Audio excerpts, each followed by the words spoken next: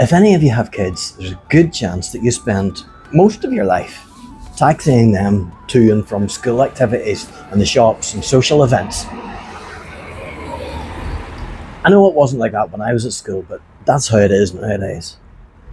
On top of ferrying around your offspring, there might be occasions when you might actually want to go and do something for yourself, like work, to pay for all those activities and social events that you're taking the kids to. When I was told that I had a tumour in my brain, all that had to stop instantly. I wasn't even allowed to drive myself home from the hospital for fear that I would have a seizure, crash the car, kill myself and everybody around me. I mean, fair enough. In Northern Ireland, where I live, and in the rest of the United Kingdom, being diagnosed with a brain tumour means that you need to surrender your licence and stop driving for at least 12 months. Actually, I would be curious to know how it works in other countries. I know the Republic of Ireland's similar. Maybe if you comment, maybe it's the same where you live. The process for surrendering your licence to the driver and vehicle agency is just to send a licence and write an actual letter to them, written in pen on paper, and tell them why you're surrendering your licence. It's nice, it's like how things used to work back in the late 1900s. It feels almost personal. But in my experience and talking to others, there is nothing personal about it.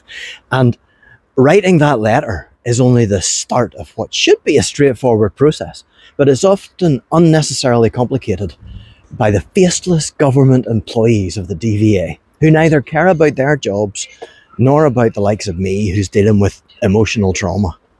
There's always trauma whenever you're giving up your driving licence for medical reasons.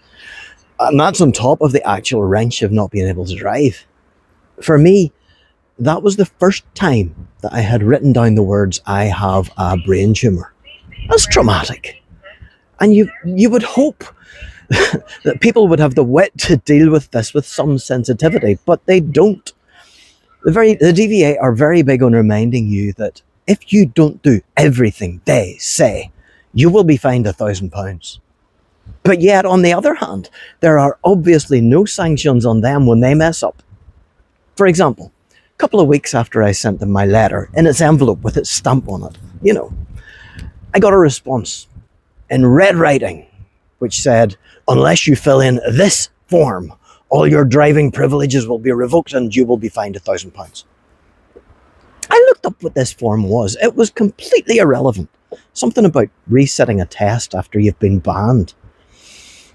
Whenever I phoned to ask, after dealing with some poor replacement student who naturally had to pass the question on to somebody further up the chain, I was told, oh, that's the wrong letter, just ignore it. But bear in mind, I was emotionally drained in a way that I hope you never need to experience. Saying, just ignore it, made me so angry that several years later, I will make a YouTube video about my experience and rant about incompetence to everybody who watches it.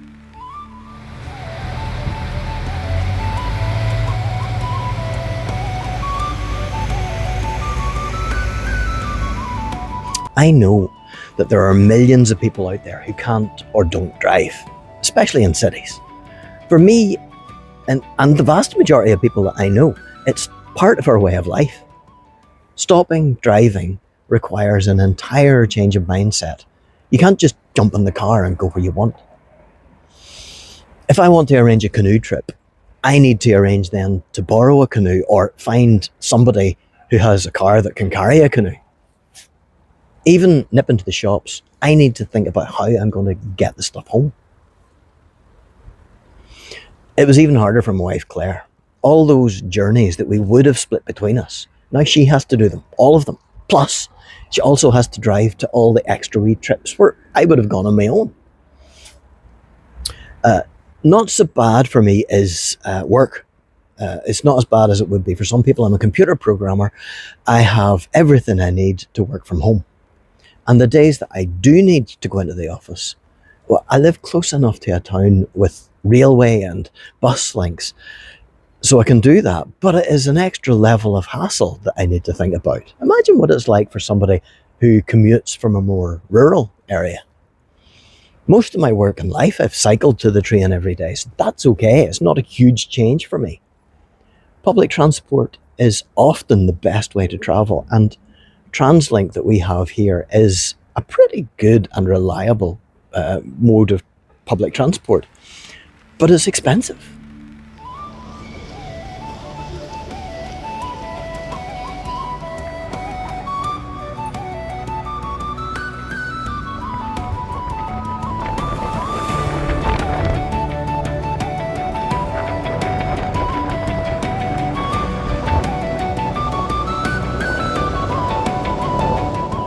The process of returning to driving after the 12 months are up, as long as everything's heading the right direction, your doctor can give you the okay to begin the process of returning to drive.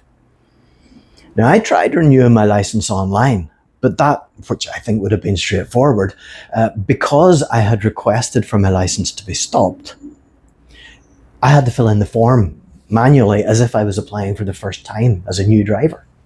But once that form's filled in, you are allowed to start driving. It used to be the case that you had to wait while they carried out all the checks to make sure you were fit to drive, and that could have taken another 6 months or more.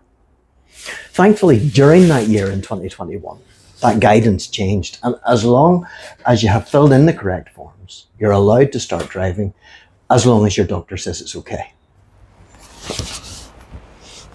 Thankfully, I don't need to redo my test, and the overall process is fairly logical. It's just the people that are administering it that are incompetent.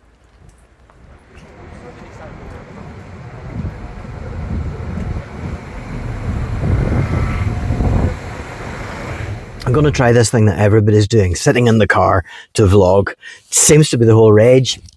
I'm going to give it a go. So, a few days after I applied, I was told that my doctor had to fill in a form stating that I was fit to return to driving. It's actually one of the few things that GPs charge for in this country. But that expense is covered by the DVA, not me. So my doctor filled in and he got paid by the DVA for the medical report. And then almost a full year later, when I had been driving for a year, I received an aggressive letter covered in red writing saying they hadn't received the report that states that I'm fit to drive. And they said, you need to submit that right now, otherwise you'll be banned from driving and we'll fine you £1,000 and it will be much more difficult for you to be able to reapply for your license in the future. You have 1 week. So I phoned them and I told them they paid. They paid the doctor, so they definitely received it. So I wanted to continue driving. The person at the other end of the phone literally shouted at me, no, you never sent that medical report. Get him, I suppose they mean the doctor, to fill in the medical form and DVA will pay him again. And if you don't, we'll fine you £1,000. This is where our taxpayers' money is going. So what's it like being able to drive again? Well, eventually my license was renewed, but only for 1 year, not the usual 10. I cannot describe the relief of getting my freedom back. One of the first things I did was drop my daughter off at school. And then, on the way home, I hopped into the supermarket for absolutely no reason at all.